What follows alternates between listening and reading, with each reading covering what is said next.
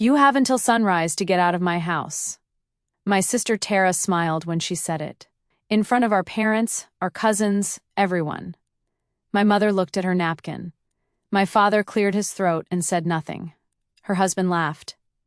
I didn't scream, I didn't cry, I just walked to my room. I had something in that drawer, something she'd forgotten about, something our grandmother left behind. She thought she was kicking me out. She had no idea what was coming.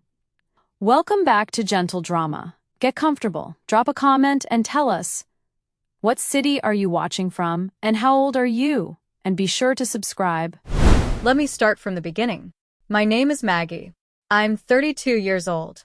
My life looks nothing like I thought it would. When I was 25, I had a plan. A good one. I was a marketing coordinator at a mid-sized firm in Columbus, Ohio. I had a nice apartment with a balcony that faced east. I had a boyfriend named Derek who talked about marriage and children and a future that made me believe in happy endings. Then Derek left. A month before the wedding. He said he wasn't ready. He said he needed to find himself. He said I deserved better. The coward's exit. The line that sounds like a compliment but cuts like a knife. I was 28. He cleaned out our joint savings account before he went. 3 years of saving gone. I couldn't afford the apartment on my own. I couldn't afford the car payments. I couldn't afford anything. I moved into a studio, then a room in a shared house. Then, when even that became impossible, I called my sister. Tara is 6 years older than me. She's the golden child. The one who married well. Her husband, Kevin, is a regional manager at a logistics company. The one who bought a beautiful house in the suburbs. The one who has 2 perfect children and a backyard with a swing set and a life that looks like it belongs on a Christmas card. Our parents have always adored her. Not in an obvious way, not the kind of favoritism you can point to and name, but in the small things. The way my mother lights up when Tara walks into a room. The way my father asks about her job, her house, her children, and then turns to me and asks if I've found anything yet. Anything, as in a job. A man. A reason to be proud. I stopped expecting their approval years ago, but I never stopped wanting it. If you've made it this far, you can probably feel what's coming. Before things get real, do me a favor. Hit that subscribe button and drop a like. I promise you, you do not want to miss what happens when Maggie finds out the truth about that house. Tara's house is in a subdivision called Oak Meadows. It's the kind of neighborhood where every lawn is green, every mailbox is identical, and every family has a story they don't tell at the block party. The house is a 4-bedroom colonial. Beige siding. Black shutters. A front porch with a swing that nobody ever uses. It's beautiful. It's also not hers. Not entirely. See, when Tara and Kevin bought this house 10 years ago, they didn't have enough for the down payment. They were young. Kevin was just starting his career. Tara was working part-time at a boutique. The bank approved them for most of it, but not all. They were $20,000 short. They asked my parents for help. My parents had just retired. Their savings were limited. They couldn't give them the money. Then my grandmother stepped in. Grandma Rose was 82 at the time. She was sharp, sharper than anyone gave her credit for. She had sold her own house 2 years earlier and moved into a small apartment. She had money in the bank. Not a fortune, but enough. She offered to give Tara and Kevin the $20,000. But she had conditions. I'm not just giving you money, she said. I'm investing in my granddaughter's future. And my other granddaughters, too. She had the paperwork drawn up. A legal document stating that the $20,000 was not a gift. It was a contribution toward ownership. Her name would not be on the deed. But Maggie's would. Maggie. Me. Grandma Rose insisted that my name be added to the deed as a co-owner. Not because she didn't trust Tara. Because she knew how easy it was for families to fall apart over money. She wanted to make sure I had something. She wanted to make sure Tara never forgot that this house was meant to be shared. I didn't know about any of this at the time. I was 22, fresh out of college, too busy building my own life to pay attention to real estate documents. Tara knew. Kevin knew. My parents knew. No one told me. Grandma Rose died 2 years later. She was 84. She went in her sleep, peacefully, in the apartment she had chosen for herself. I was at her bedside. Tara was on a cruise with Kevin. Make sure you get the papers, Grandma whispered to me. I thought she was delirious. I didn't understand. What papers, Grandma? In my desk. The bottom drawer. The deed. It's yours too. Don't let her forget.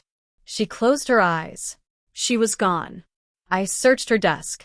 The bottom drawer was locked. I couldn't find the key. I assumed she was confused, speaking nonsense. I was wrong. The first 6 months living with Tara were bearable. She gave me the guest room. It was small, a twin bed, a closet, a window that faced the neighbor's fence. But it was clean. It was safe. It was somewhere to sleep. I got a job. Not marketing, those jobs had dried up. I was working at a coffee shop, then at a bookstore, then as a receptionist at a dental office. Nothing glamorous. Nothing that paid more than minimum wage. But it was enough to cover my car insurance and my phone bill and the small amount of rent Tara insisted I pay. I'm not running a charity, she said. I didn't argue. I paid. Every month, $300 cash, handed over in an envelope on the first of the month. $300 for a twin bed and a closet, and a window that faced a fence. I was grateful. I told myself that every day. I am grateful. She didn't have to take me in. I am grateful. But gratitude, I learned, is a leash. And Tara knew exactly how to pull it. If you've made it this far, you're one of the few. Most people would have stopped by now. But you stayed. That tells me something about you. Hit that subscribe button and drop a like. What comes next? You don't want to miss it. The comments started small. You're using too much hot water. Can you not use the laundry machine on weekdays? Kevin needs his shirts. I saw you eating leftovers from dinner. Didn't you eat enough at the meal? I absorbed them. I told myself she was stressed. I told myself she meant well. I told myself I was being too sensitive. Then the comments got sharper. Maggie, when are you going to get a real job? At dinner. In front of her children. In front of Kevin. I have a job, Tara. A real job. One that pays more than minimum wage. One that would let you move out. I'm looking. You've been looking for 6 months. My mother was there. She said nothing. My father was there. He looked at his plate. Kevin chuckled. I smiled. I'll find something. I didn't find something. I kept working at the dental office, picking up extra shifts, saving every penny. But the economy was slow. The competition was fierce. And every rejection letter felt like a confirmation of everything Tara had been saying. She must have sensed my desperation, because she escalated. You know, she said one morning, standing in the kitchen doorway while I made coffee, most people your age have their lives together by now. They have careers. They have families. They have homes. I'm working on it. Are you? Because it's been 6 months, Maggie. And nothing has changed. I'm paying you rent. I'm not asking for anything. You're asking for my patience. And I'm running out. She walked away. I stood in the kitchen, holding my coffee, staring at the wall. I wanted to leave. I wanted to pack my bag and walk out and never come back. But where would I go? I had no savings. No backup plan. No friends with spare rooms. I was trapped. And Tara knew it. The family dinner was my mother's idea. We haven't all been together in months, she said on the phone. Your father, and I miss you. Tara misses you. The kids miss you. I doubted that. But I said yes. Sunday at 4 p.m. Tara's house. Potruast. The same china my mother had used for every holiday dinner since I was a child. I spent the morning cleaning the guest room, dusting, organizing, making sure nothing was out of place. I wanted to look like I was trying, like I was responsible, like I was worthy of being in this family. I didn't know that nothing I did would ever be enough. All right, this is the moment everything changes. If you're still here, you're one of the rare ones. 94% of people scroll past without subscribing, but you stayed. That tells me something about you. Hit subscribe because what comes next? You deserve to see what happens when Maggie finds those papers. The family arrived at 3:45. My mother brought a pie. Apple. The kind she used to make when we were children. My father brought wine. Kevin was already in the living room, watching football. The kids were playing in the backyard. I helped in the kitchen, chopping vegetables, setting the table, doing all the invisible work that no one notices until it doesn't get done. "How's the job search?" my mother asked. "It's going. I had an interview last week."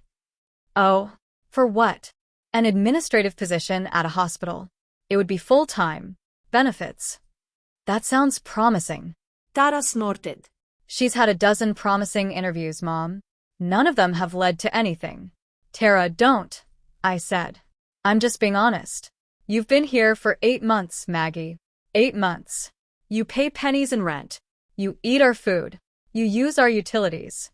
And you have nothing to show for it. I'm trying. Trying isn't doing.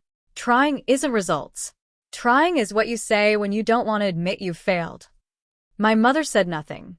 My father was in the living room. Kevin turned up the volume on the TV. I put down the knife. "I'll be in my room." "Of course you will," Tara said. "That's where you always go when things get hard."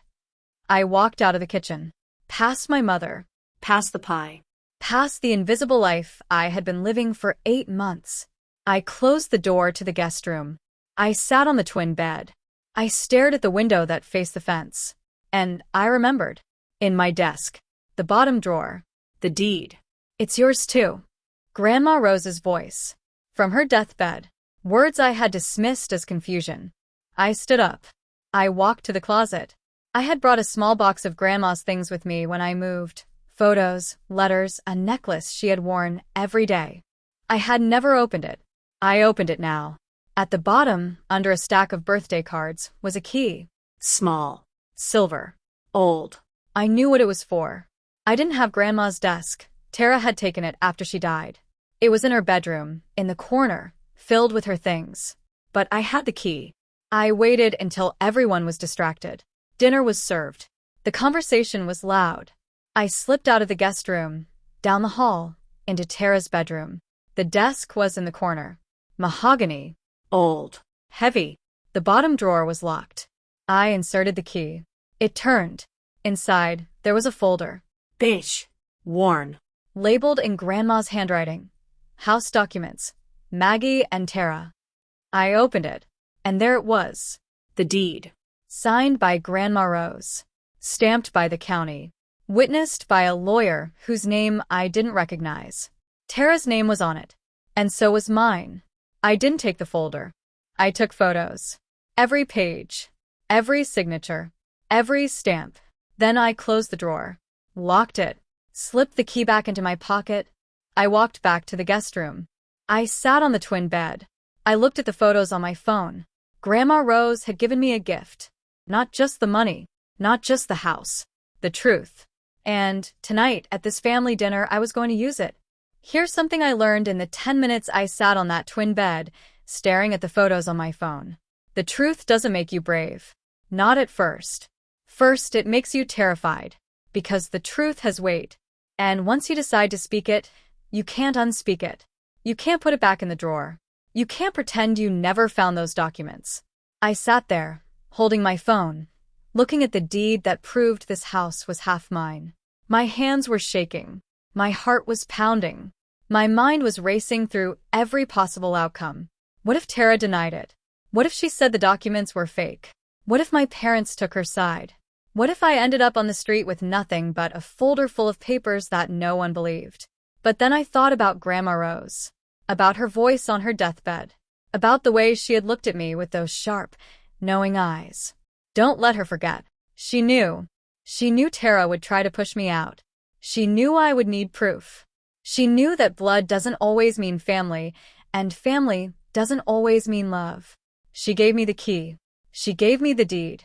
She gave me a chance, and I was not going to waste it. I slipped the phone into my pocket. I stood up. I looked at myself in the small mirror above the dresser. My eyes were red. My cheeks were pale. I looked like someone who had been crying. I hadn't been. I had been planning. "You can do this," I whispered to my reflection. "Grandma believed in you. Now you have to believe in yourself." I opened the door. I walked down the hallway. The sound of laughter and clinking glasses grew louder as I approached the dining room. My mother's voice. And then the cat jumped right onto the table. My father's chuckle. Kevin's loud laugh. Tara's sharp, theatrical giggle. The kids were already excused, watching a movie in the den. The adults were still at the table, picking at the remains of the pot roast, drinking wine, pretending to be a happy family. I stood in the doorway. My mother saw me first. "Maggie, there you are. We saved you dessert. Apple pie. Your favorite." Tara didn't turn around. She was talking to Kevin, her back to me. I walked to the table. I sat down in my usual seat, the one at the end, the one closest to the kitchen, the one that made it easy to get up and clear plates without interrupting the conversation. "I'm not hungry," I said. "Nonsense," my mother said. "You need to eat." She cut a slice of pie, put it on a plate, Pushed it toward me. I looked at the pie, at the flaky crust, at the apples my mother had peeled by hand, the way she always did. "Mom, can I ask you something?" "Of course, sweetheart." "When Grandma Rose helped Tara and Kevin buy this house, do you remember what she said about it?" The table went quiet. My mother's hand stopped midair. My father put down his fork. Kevin looked at Tara. Tara turned around. "Why are you asking about that?" she said. Her voice was sharp. "Careful. Because I'm curious. Grandma died 8 years ago. I was at her bedside. She said something to me that I never understood until recently." "What did she say?" my mother asked. "She said, don't let her forget. The deed. It's yours too." I thought she was confused. I thought she was talking nonsense. I looked at Tara. But she wasn't confused. Was she, Tara? Tara's face was unreadable. She wasn't pale. She wasn't flushed. She was still. The stillness of someone who is calculating their next move. "I don't know what you're talking about," she said. "I think you do. Maggie, Grandma was old. She was sick." She didn't know what she was saying. "She was sharp until the day she died. You know that. Everyone knows that." My mother looked back and forth between us. "Girls, what is this about? Ask Tara, Mom. Ask her about the down payment. Ask her about the $20,000 Grandma gave her. Ask her about the conditions." Tara stood up. Her chair scraped against the hardwood floor. "You have no right to bring this up at dinner. In front of Mom and Dad. In front of Kevin. I have every right. Because Grandma's conditions involved me." Tara's eyes flickered. Just for a second. But I saw it. "What conditions?" my father asked. No one answered. "What conditions, Tara?" he asked again, louder. Tara looked at Kevin.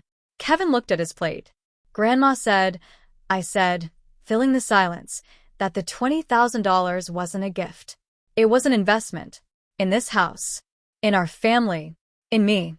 "She didn't say that," Tara said. "She put it in writing. I have the documents." The room went completely silent. I pulled out my phone. I opened the photos. I placed the phone on the table in front of my mother. "Read it, Mom. It's all there." My mother picked up the phone. She read. Her face went pale. "Is this real?" "It's real. It's the deed. Grandma's name is on it. And Tara's name. And mine. Yours?" Yes. Grandma added me as a co-owner. She wanted this house to be shared. She didn't want Tara to forget that family takes care of family. My mother handed the phone to my father. He read. He said nothing. Tara was standing by her chair, her hands gripping the back of it. "You went through my things," she said. "You had no right. I had a key. Grandma gave it to me. On her deathbed." "That's not." "It's legal, Tara. I already called a lawyer. Before dinner." Kevin looked up. "You called a lawyer?" I wanted to make sure I understood what I had before I said anything. "What did the lawyer say?" my father asked. "He said the deed is binding. He said this house belongs to both of us. Equally. He said Tara can't kick me out. She can't even raise my rent without my agreement. Because I'm not a tenant. I'm an owner." All right, this is the moment everything changes. If you're still here, hit that subscribe button and drop a like. You deserve to see what happens when Tara realizes she's lost. The silence was deafening. My mother was crying. Quietly, the way she cries when she doesn't want anyone to notice. My father was staring at the table, his hands folded, his jaw tight. Kevin was looking at Tara with an expression I had never seen on his face before. Something like anger. Something like betrayal. You never told me, he said. Kevin, I didn't. You never told me that your grandmother put your sister on the deed. We've been paying the mortgage for 10 years. We've been making improvements. We've been acting like this was our house. And it's not. Not entirely. It is our house. It's half her house, Tara. Half. He stood up. He walked out of the dining room. A moment later, I heard the front door open and close. Tara stared at the doorway where her husband had disappeared. Are you happy now? She asked me. No. I'm not happy. Ansat. Sad that it took this long. Sad that you pushed me to this point. Sad that Grandma's gift became a weapon. She shouldn't have put you on the deed. She did it because she loved me. She did it because she loved you too. She wanted us to share. She wanted us to be a family. We are a family. No, Tara. We're not. Family doesn't treat family the way you treated me. I stood up. I walked to the end of the table where my mother was sitting. I put my hand on her shoulder. I'm not going to sue you. I'm not going to force you to sell the house. I'm not going to move back into my old room and make your life miserable. Then what are you going to do? Tara asked. I'm going to live my life. I'm going to keep working. I'm going to find my own place. And when I do, I'm going to sign my half of this house over to you. The room gasped. What? My mother said. I don't want her money. I don't want her house. I want my freedom. And if signing this over to her is what it takes, I'll do it. But on one condition. What condition? Tara asked. You apologize. Here. Now. In front of Mom and Dad. You say you're sorry for the way you treated me. For the comments. For the humiliation. For trying to kick me out. Tara stared at me. I'm not going to. Then I'm not signing anything. And I'm moving back into my room. And I'm going to start acting like the co-owner I am. I'll have guests over. I'll redecorate. I'll use the laundry machine whenever I want. I'll eat leftovers. I'll be here. Every day. Until you apologize. My mother looked at Tara. Just apologize, sweetheart. Mom, she's blackmailing me. She's asking for an apology.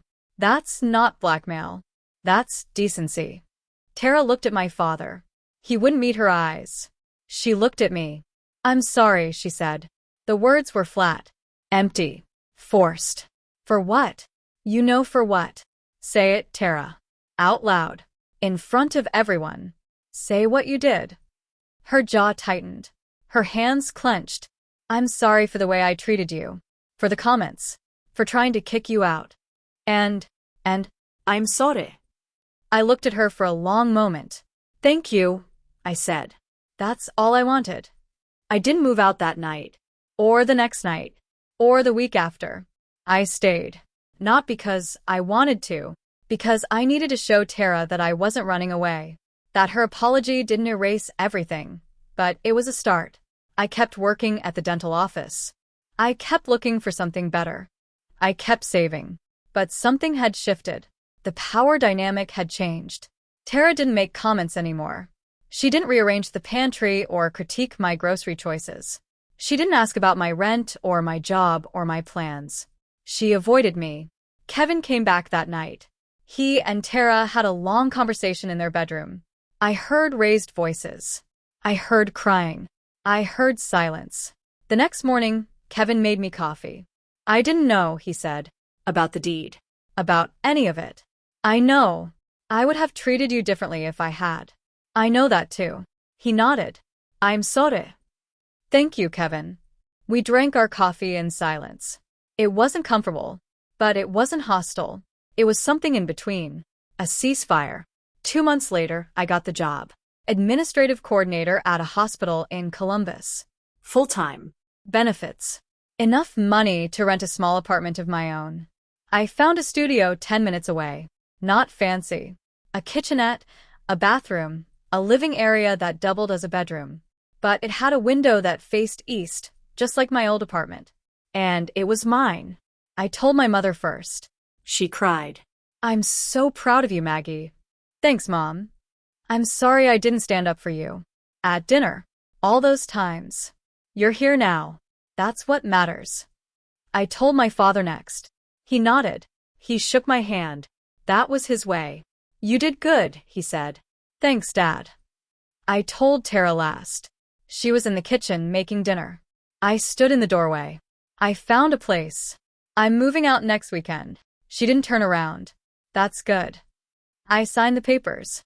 To transfer my half of the house to you. They're with the lawyer. You'll get them next week. She turned then. Her eyes were red. I don't deserve that. No. You don't. Then why are you doing it? Because Grandma didn't want us to fight. She wanted us to be family. And I'm tired of fighting. Tara looked at the floor. I'm sorry, Maggie. For real this time. Not because you forced me. Because I mean it. I know. Can we try to be sisters again? I thought about it. About all the years of competition. All the comments. All the times she made me feel small.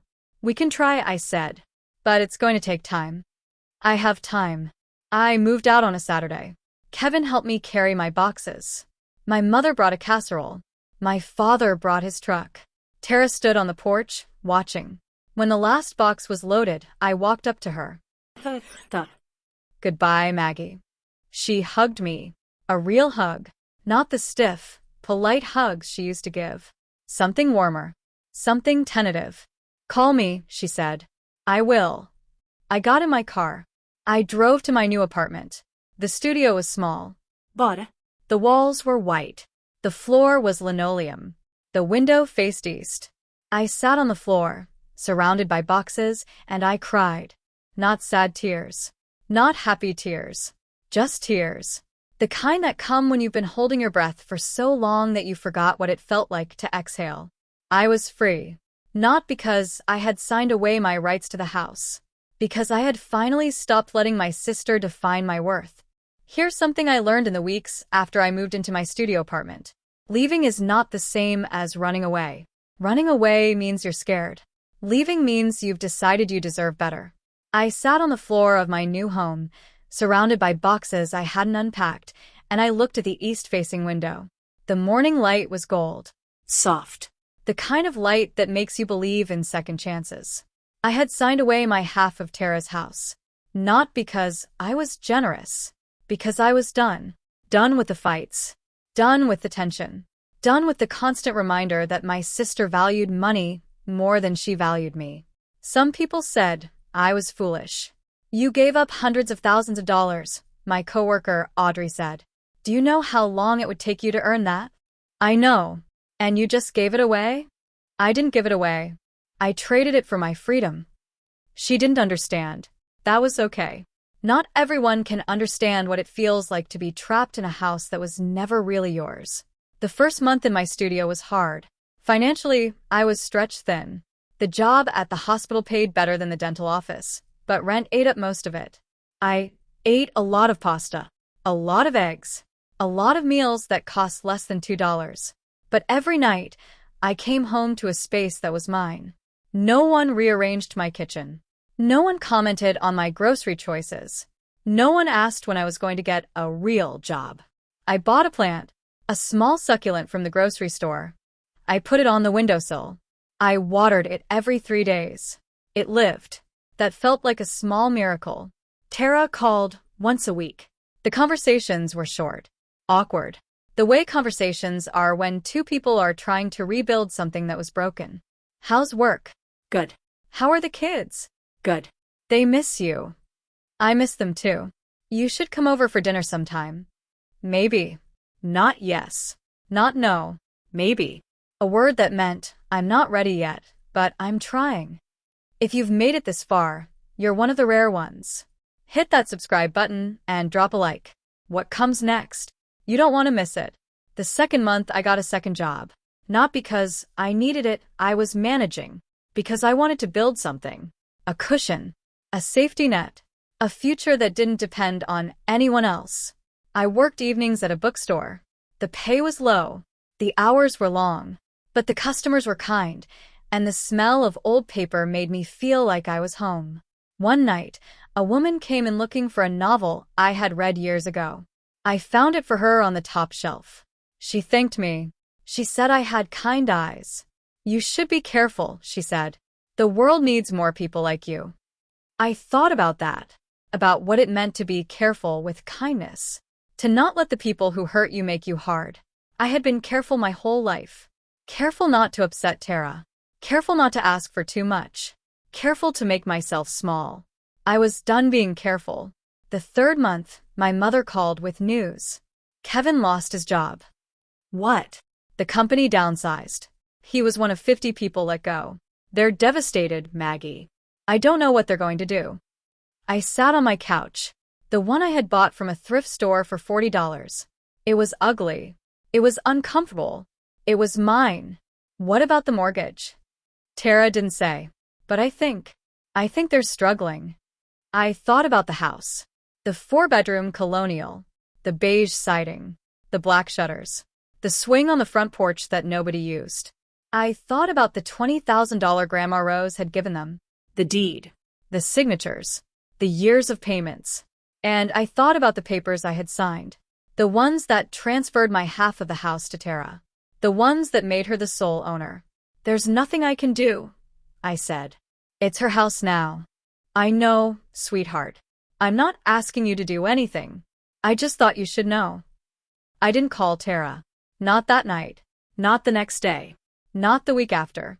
I didn't know what to say. I'm sorry you lost your job. That felt hollow. I told you so. That felt cruel. So I said nothing. 2 weeks later, Tara called me.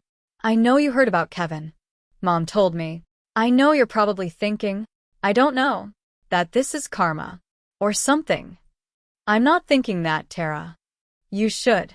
I was terrible to you. I treated you like a servant. I tried to kick you out of a house that was half yours. It's not half mine anymore. It should be. I was quiet. Maggie, I'm not asking for money. I'm not asking for help. I'm sorry. For all of it. For everything. You've said that. I know. And I'll keep saying it until you believe me. I believe you. I just don't know if that's enough. Me neither.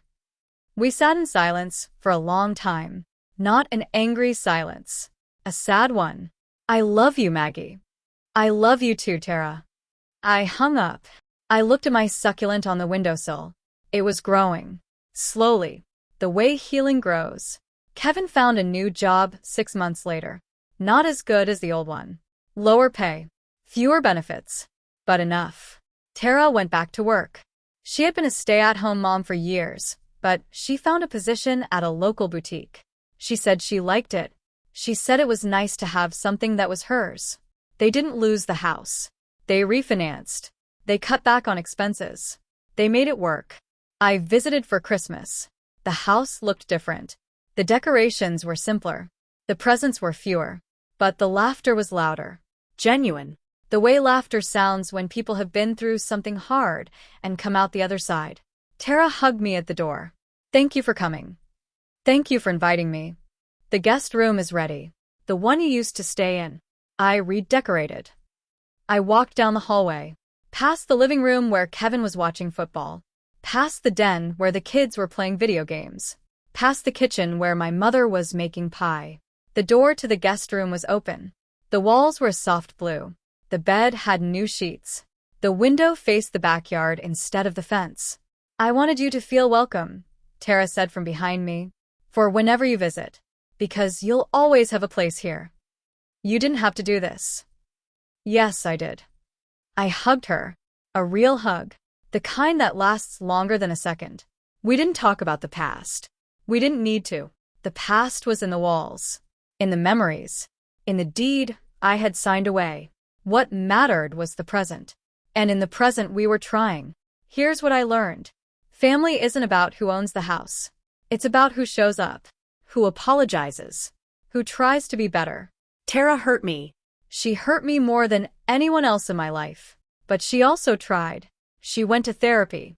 She apologized. She redecorated a guest room so I would feel welcome. That didn't erase the past. But it made the future possible.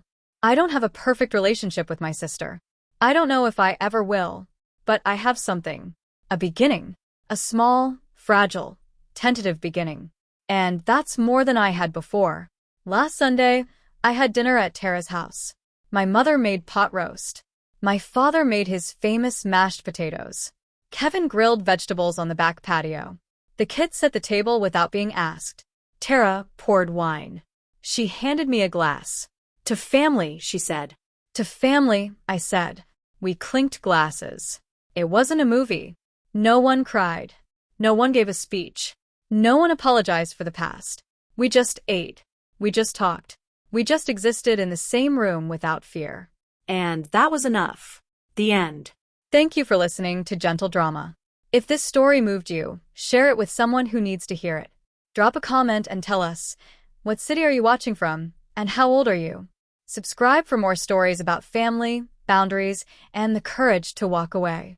And remember, sometimes the best thing you can give someone is not forgiveness.